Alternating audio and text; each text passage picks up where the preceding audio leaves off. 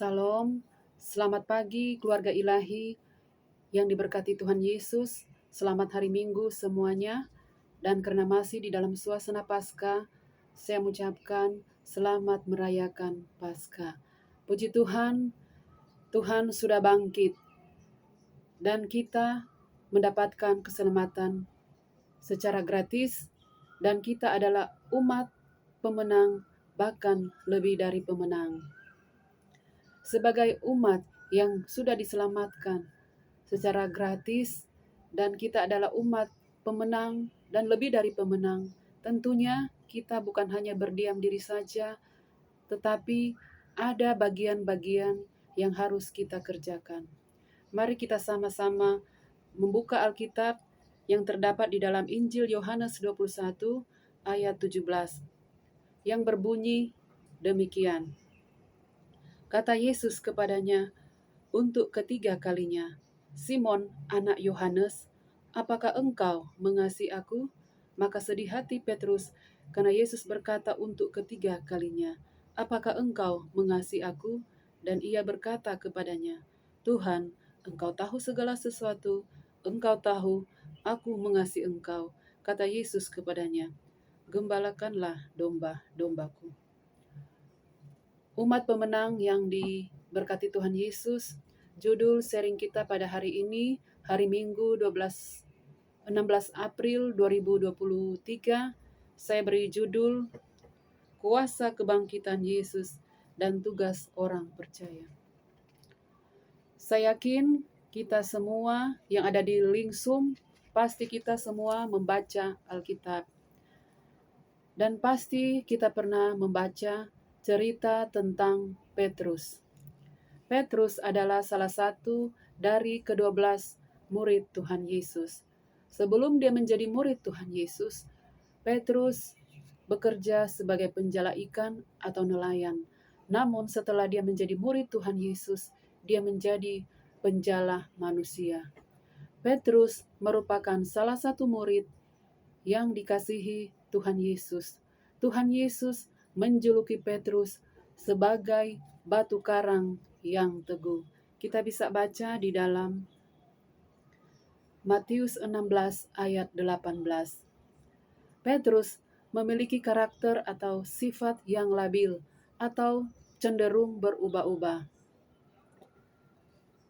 Kita bisa baca di dalam Matius 14 ayat 28 di mana Petrus pernah berjalan di atas air dan hampir tenggelam karena dia ragu-ragu, dan setelah dia merasakan angin bertiup, dia menjadi takut.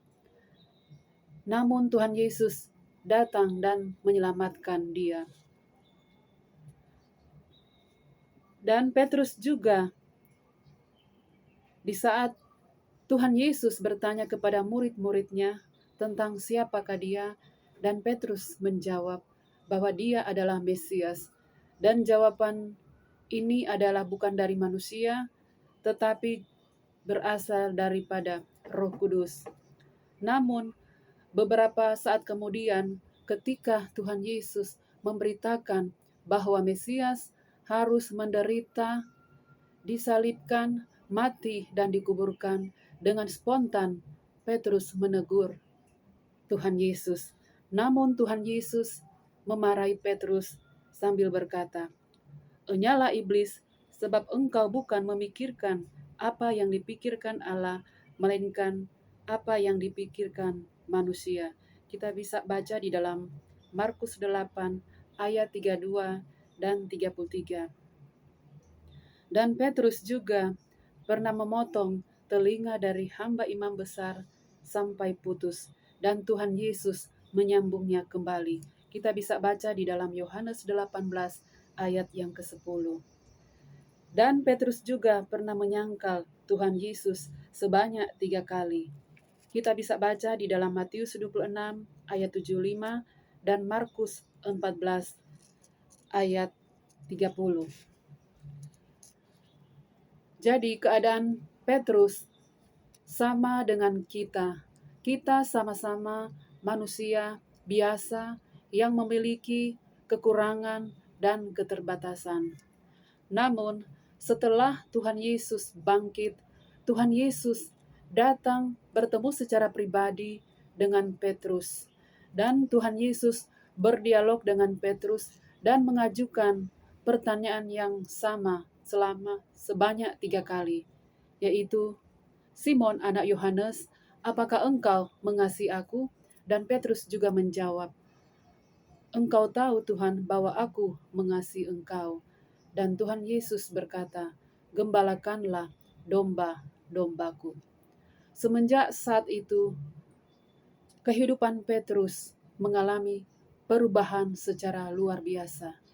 Sebelumnya, dia pernah menyangkal Tuhan Yesus secara iman, mungkin dia pernah gagal beriman kepada Tuhan Yesus. Namun sesudah Tuhan Yesus bangkit, kehidupan Petrus mengalami perubahan yang sangat luar biasa. Dan Alkitab pernah menceritakan di dalam Kisah Para Rasul 2 ayat 41, di mana Petrus berkhotbah di Yerusalem dan 3.000 jiwa bertobat dan terima Tuhan Yesus. Bahkan sampai akhir hidup Petrus rela disalibkan dengan jalan terbalik. Keluarga ilahi yang dikasihi Tuhan Yesus, melalui Injil Yohanes 21 ayat 17, melalui kuasa kebangkitan ada makna dan pesan-pesan yang Tuhan mau sampaikan kepada kita umat-Nya. Yaitu yang pertama, apapun keadaan kita memiliki kekurangan, keterbatasan, seburuk apapun masa lalu kita. Namun, kuasa Tuhan sanggup memulihkan kita. Kuncinya adalah di dalam pribadi kita. Kuncinya di dalam kehidupan kita, atau pilihan ada di dalam kehidupan kita. Apakah kita mau bertobat? Dan saya percaya kita semua mau bertobat. Sebab Tuhan rindu di saat Tuhan memulihkan kehidupan kita. Dia mau untuk memakai kehidupan kita menjadi alat bagi hormat dan kemuliaan nama Tuhan Yesus. Dan pesan yang kedua yaitu Tuhan mau agar kita menjadi pribadi-pribadi yang mengasihi Dia. Seperti tadi dalam firman Tuhan, Yohanes 21 ayat 17, di mana Tuhan bertanya kepada Petrus, apakah engkau mengasihi aku? Dan saya percaya kita semua mengasihi Dia. Tindakan-tindakan kita yang mencerminkan bahwa kita mengasihi Tuhan Yesus, yaitu kita menjadi pribadi-pribadi yang taat dan setia melakukan perintah-perintah Tuhan. Dan kita juga di dalam setiap aspek kehidupan kita, biarlah itu merupakan pujian dan penyembahan kita di hadapan Tuhan. Dan pesan yang ketiga yaitu gembalakanlah domba-dombaku, yaitu mencari jiwa-jiwa yang belum diselamatkan, jiwa-jiwa yang terhilang, agar dibawa kepada Tuhan menjadi persembahan yang berkenan di hati Tuhan. Kita ingat kisah tentang domba yang hilang, di mana sang gembala rela meninggalkan ke-99 ekor domba dan mencari satu domba yang terhilang sampai ditemukan. Sebab Tuhan Yesus mau agar semua orang diselamatkan.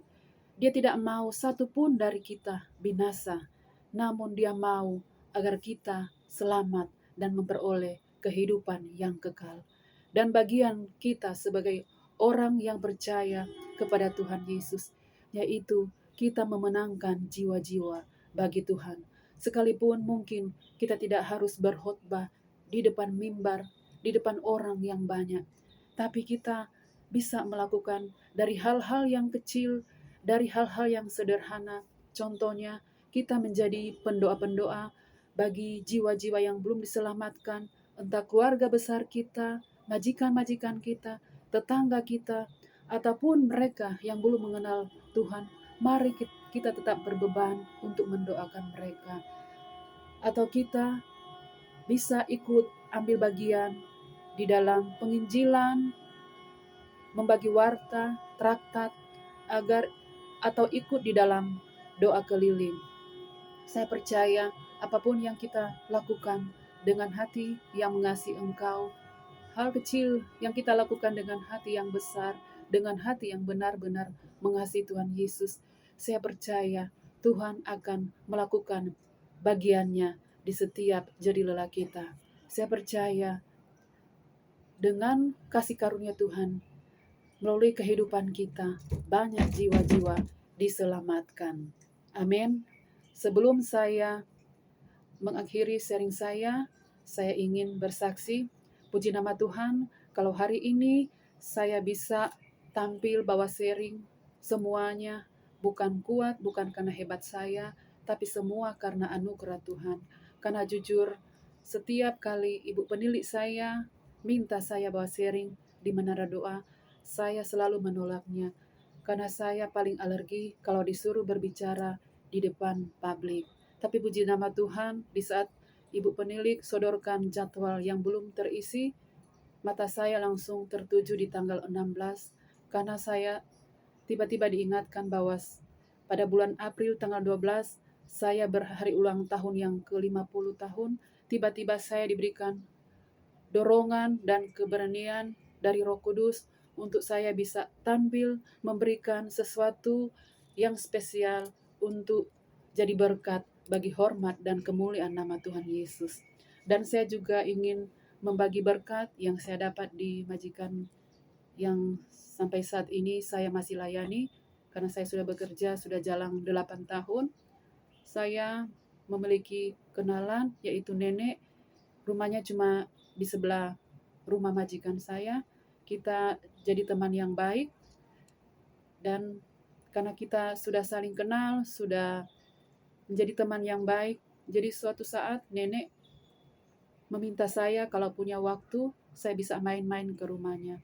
Jadi kalau libur, sepulang dari gereja, kalau masih ada waktu, saya sering mampir ke rumah nenek. Singkat cerita, suatu waktu saya mampir ke rumah nenek, dan nenek bercerita tentang keadaan suaminya yang saat itu sudah tinggal di rumah sakit Jompo atau Loyan Yin. Suaminya sudah dalam keadaan tua, dan dia bilang tiba-tiba suaminya tidak bisa bangun dari tempat tidur. Apa-apa dilakukan di tempat tidur, makan, minum, dan lain sebagainya, semuanya di tempat tidur. Dan suaminya tidak bisa ngomong seperti biasanya. Kalau nenek tanyakan sesuatu, suaminya hanya bisa menjawab, ah, ah. Namun, kata nenek, suaminya masih bisa kenal orang.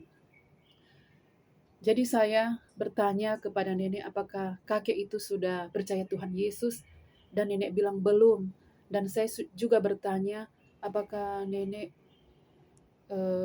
punya kenalan pendeta atau mungkin dari keluarganya bisa carikan pendeta supaya bisa mendoakan kakek dan terima Tuhan Yesus. Dan nenek bilang bahwa semua keluarganya sibuk. Jadi saya tawarkan kepada nenek kalau nenek tidak keberatan, biar saya akan ngomong ke pendeta kita yaitu Papi Bobby tentang masalah yang nenek sedang hadapi. Dan puji nama Tuhan, Tuhan baik karena nenek sangat setuju dengan tawaran saya. Jadi sepulang dari rumah nenek, saya langsung menghubungi Kak Napsi dan saya jelaskan tentang masalah yang dialami nenek. Dan nenek juga langsung hubungi pimpinan gereja kita, dan dari pimpinan gereja kita meminta alamat rumah sakit dan nomor yang bisa dihubungi. Dan saya juga langsung ketemu nenek dan meminta semua yang diperlukan oleh pimpinan gereja. Dan puji Tuhan semuanya ada, dan saya langsung berikan ke Kakak Napsi. Dan puji Tuhan karena tim di gereja kita adalah tim yang sangat solid. Mereka secepatnya bergerak ke rumah sakit, melayani kakek, dan mendoakan kakek. Dan puji nama Tuhan, kakek sudah terima Tuhan Yesus sebagai juru selamat secara pribadi. Dan 2 bulan kemudian saya bertemu dengan nenek pas di lift, dan nenek bercerita bahwa suaminya sudah meninggal, barusan meninggal. Jadi saya hanya bisa kasih nenek kekuatan. Saya bilang sama nenek, kamu tak usah bersedih sebab kakek sudah senang bersama Bapa di sorga.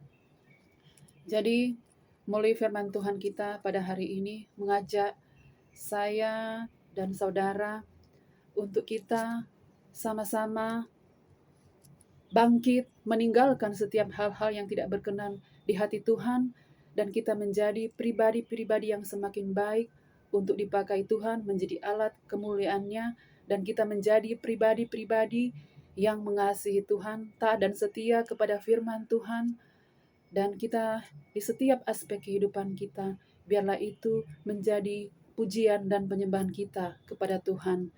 Dan kita juga menjadi rekan sekerja Allah yang solid di dalam kita menuntaskan amanat agung daripada Yesus Kristus. Mari kita berdoa. Tuhan Yesus, terima kasih Tuhan buat sharing firman-Mu pada hari ini yang sudah mengingatkan kami untuk kami bangkit meninggalkan setiap hal-hal yang tidak berkenan di hati-Mu Tuhan, meninggalkan dosa, meninggalkan masa lalu kami yang kelam Bapa, sehingga kami menjadi pribadi-pribadi yang semakin dipulihkan, yang semakin berkenan di hati Tuhan, dan siap dipakai menjadi alat untuk hormat dan kemuliaan nama Tuhan Yesus. Dan kami yakin dan percaya sebagaimana Tuhan sudah memakai murid-murid-Mu pada 2000 tahun yang lalu, kami percaya Tuhan sanggup memakai kami menjadi murid-murid-Mu di akhir zaman ini untuk menuntaskan amanat agung-Mu. Kami siap Bapa untuk dipakai Tuhan di dalam nama Tuhan Yesus. Kami sudah berdoa dan mengucap syukur. Haleluya. Amin. Terima kasih dan Tuhan Yesus memberkati kita semua. Amin.